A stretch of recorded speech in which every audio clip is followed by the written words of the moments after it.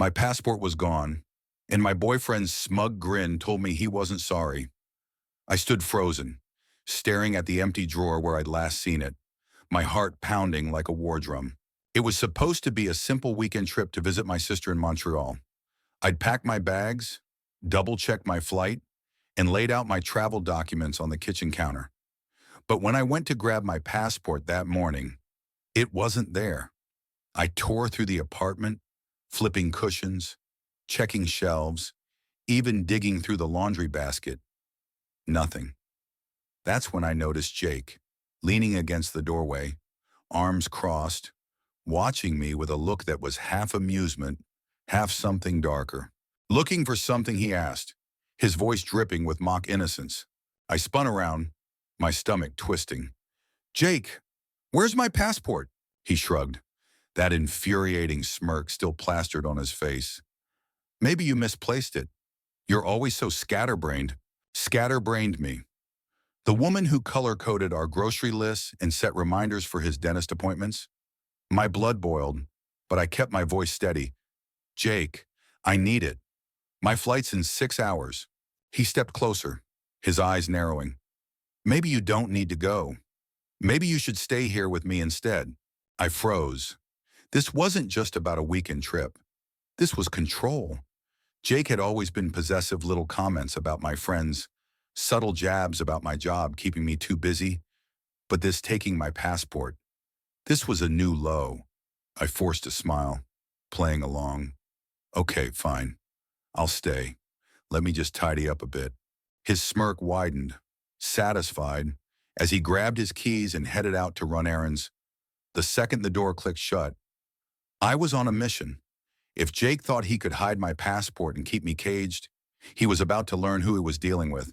I started in his office, his sacred space, as he called it, where I wasn't allowed to touch anything.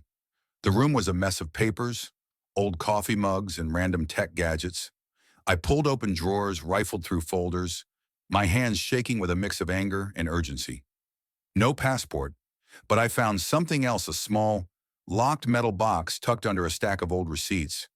My gut screamed that this was important.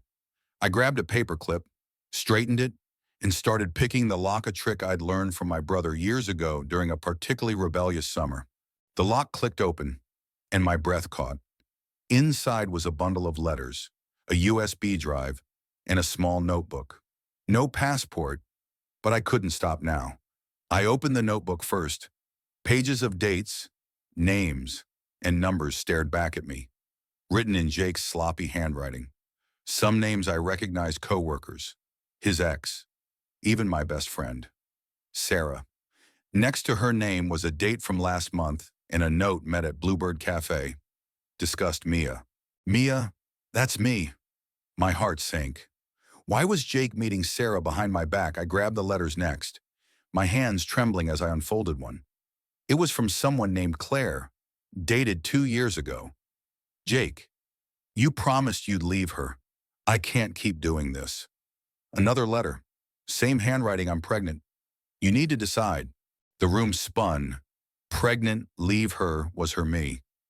We'd only been together a year and a half. I tried to piece it together, but my mind was a storm.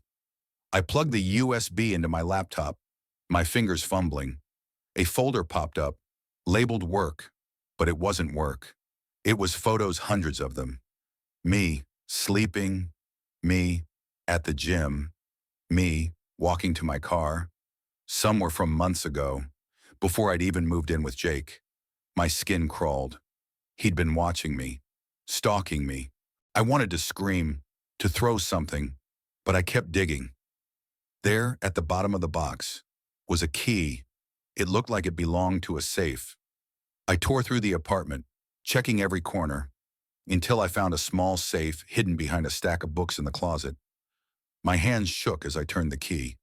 Inside was my passport and a stack of cash, IDs with Jake's face but different names, and a burner phone. I flipped open the phone. The call log showed dozens of calls to a number labeled C. Claire. Maybe I hit redial, my heart in my throat. A woman answered, her voice soft but guarded. "Jake, is that you?"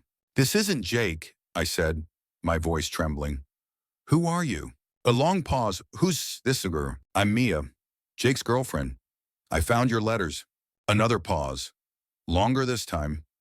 Mia, she said finally, her voice cracking. I'm Claire. I I didn't know he was still with you. Over the next hour, Claire spilled everything. She'd been with Jake for 3 years. Overlapping with me, the pregnancy had been a scare. Not real, but Jake had promised to leave me for her. When she pushed him to commit, he ghosted her. She'd moved across the country to escape him, but he still called, leaving voicemails begging her to come back. She sent me screenshots of his texts, proof of his lies. My world shattered with every word. But it wasn't just Claire. The notebook had other names, other stories. Sarah, my best friend, had met Jake to warn him to treat me better. She'd noticed his controlling behavior and confronted him. He'd twisted it in his notes, making it sound like she was after him. There were others. 2 women he'd dated, manipulated, discarded. The IDs and cash pointed to something bigger, something criminal. Was he running from something or someone? I confronted Jake when he got home. His face went pale as I held up the notebook, the letters, the phone. What is this? Jake, who are you? He stammered, his charm replaced by panic. Mia, you don't understand. It's not what it looks like. Then explain it, I shouted, tears streaming down my face. Explain the photos, the IDs, the lies. He lunged for the notebook, but I pulled it back. Don't touch me, I hissed. I'm done. I grabbed my passport and walked out, my heart pounding but my resolve ironclad. I stayed with Sarah that night, piecing together the truth. Jake wasn't just a liar, he was a predator, weaving a web of control around everyone he met. I reported the IDs to the police, who were already looking into him for fraud. Claire and I stayed in touch, helping each other heal. Sarah apologized for not telling me about her meeting with Jake, but I forgave her. She'd been trying to protect me. In the end, I didn't just get my passport back, I got my life back. I moved to a new city, started therapy, and rebuilt my trust in myself. Jake's lies had torn me apart, but they also taught me my own strength. I wasn't scatterbrained. I was a survivor. What would you do if you uncovered a web of lies like this? How do you decide who to trust when the truth is buried so deep? Share your thoughts. Where does justice lie in a story like this?